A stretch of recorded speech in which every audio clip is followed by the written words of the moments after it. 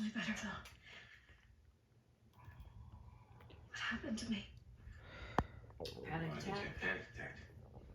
I get Have those. you ever dealt with claustrophobia before? Not that I remember, nothing like this. That's for sure. Thank you for talking me down. Anytime. Remember when I was in total claustrophobic panic mode? And you told me that you weren't going anywhere. I'm not. Yeah. You kinda don't have a choice. It's true. Yeah. But even if I did have a choice, there's no place I'd rather be than this. Wherever you are.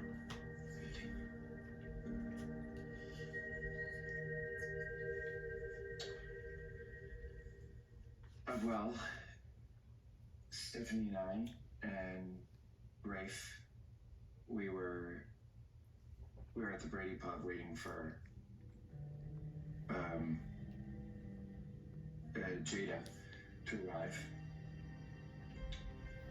Yeah, and I'd suggested that we have a double date with Jada and Rafe so that they could meet Everett. So that Jada could. Anyway, Rafe already had. well, she was later than the three of us, and when she came in and she saw me, she just totally lost it, you know. She was very angry, enraged, you might say. You know, she thought that I was her ex-husband. She accused me of lying, went on about how I cheated on her, and nothing that I said could convince her that I wasn't her ex. Jada and we grew up together. Our parents were all friends, and we just recently started getting close. So she told me about her ex, how she'd been terribly hurt by him. She'd found out that he cheated on her. They got in a really big fight, apparently, and after she served him with divorce papers, he disappeared. Mm-hmm. So when she became so angry, how did you react? When she was very confrontational, as I said, and of course, you know, I was totally thrown. I was upset.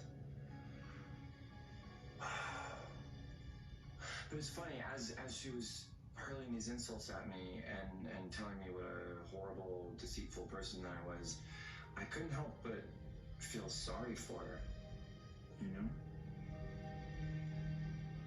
And then she showed up at my door with a fingerprint scanner. Oh. And did that confirm that you are Robert Stein?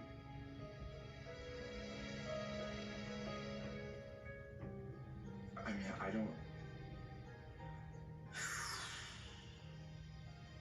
know how that could be possible. You know, I mean, I feel like I'm losing my mind, or maybe I've already lost it. I don't know. I swear to you, my name is Everett Lynch. I don't even know who Robert Stein is. Multiple personality disorder.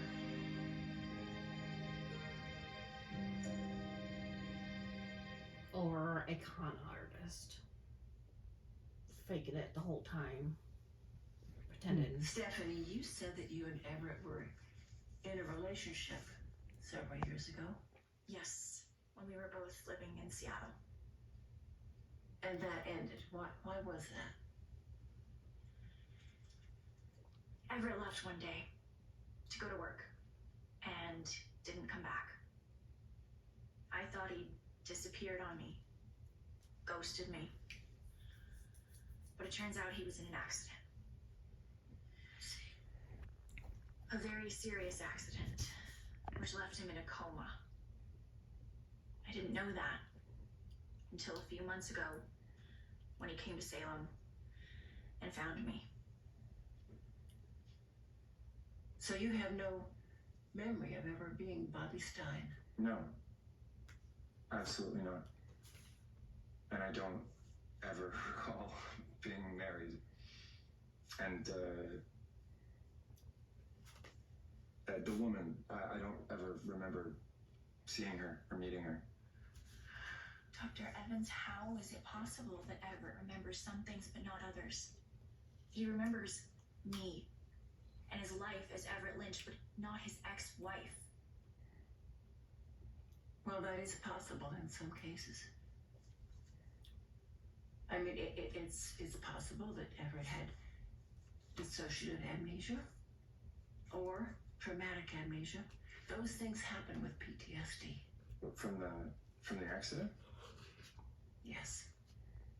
So it really is possible that after the accident, Everett's brain turned off the memories of being Robert Stein? Yes, that's possible.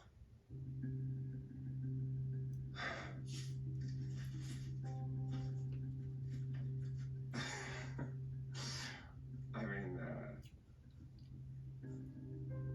just when I thought I was getting my life back together with the woman that I love. Just when I thought that the nightmare of that accident, of being trapped in an unconscious state for a year, being separated from Stephanie, just when I thought all of that was behind me and I could finally start living the life that I've always wanted to live, then I find out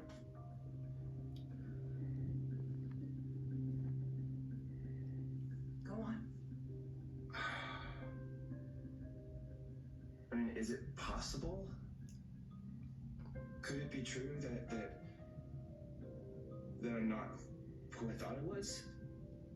That I'm someone who cheated on his wife? Who lied to her? Was cruel to her? Could it be true that I am Bobby Stein?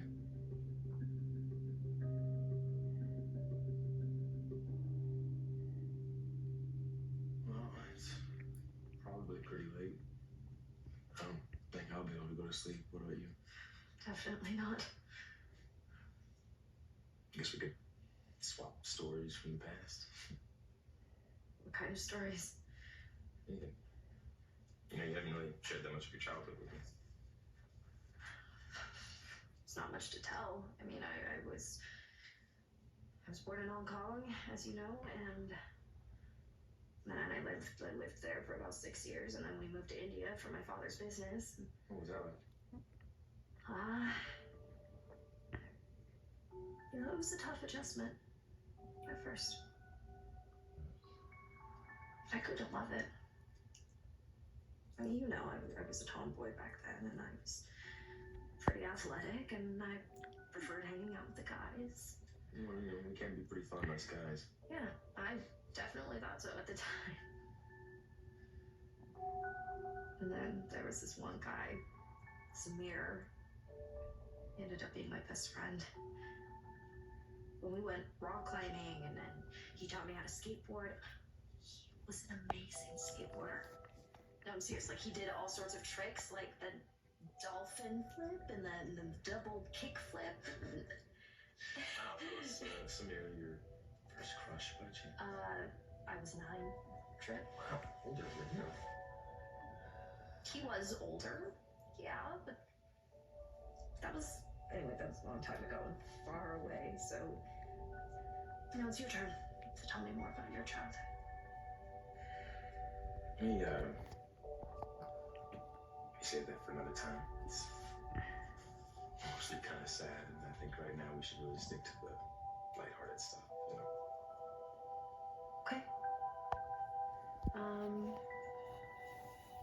And how about you tell me a funny story? from like med school days or whatever. Okay, funny. Coming from med school. Okay, got it. Okay. I was in my second year of med school. I was doing my hospital rotations. Uh-huh. I asked this patient who was complaining about dizziness if she had ever been diagnosed with vertigo. Her daughter immediately chimed in right away and was like, no. She's a Libra. She was joking.